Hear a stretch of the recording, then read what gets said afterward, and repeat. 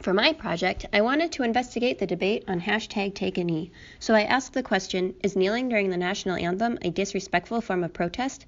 Before I could begin to investigate that question, I wanted to know how the debate started in the first place, so here's what happened. On August 26, 2016, 49ers cornerback Colin Kaepernick drew national attention for sitting in protest during the national anthem. Soon after, Kaepernick's teammate Eric Reid joined him. In the 2017 season, Kaepernick remains unsigned, but other players in the NFL had begun to kneel as well. Then, in Huntsville, Alabama, at a campaign rally, President Trump scolded the NFL for allowing their players to kneel during the anthem, stating, "Wouldn't you love to see one of these NFL owners, when somebody disrespects our flag, say, 'Get that son of a bitch off the field right now'? Out, he's fired." In the following days, Trump continued to berate the NFL through his Twitter feed, accusing players who kneeled as being disrespectful to the country and the flag. So, is kneeling during the national anthem a disrespectful form of protest? I looked to Twitter, Facebook, politicians, and journalists for some perspective.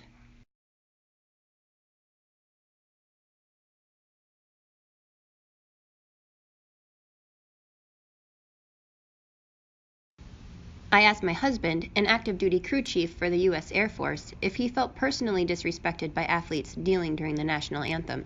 His response was no, but he also didn't see how it would be an effective method for social change. I also asked my mother for her thoughts.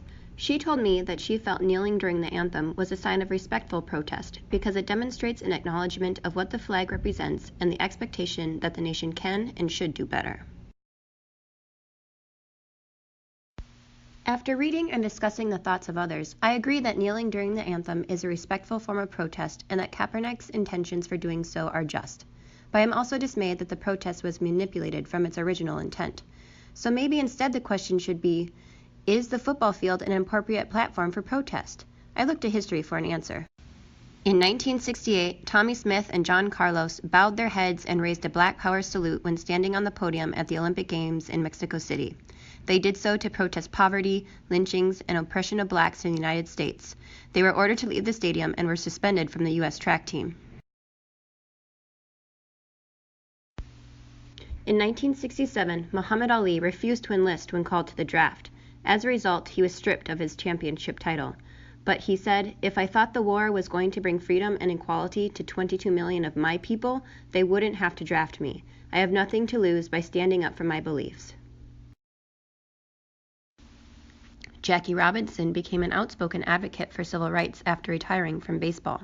He was outwardly critical of Kennedy's slow acceptance of black civil rights.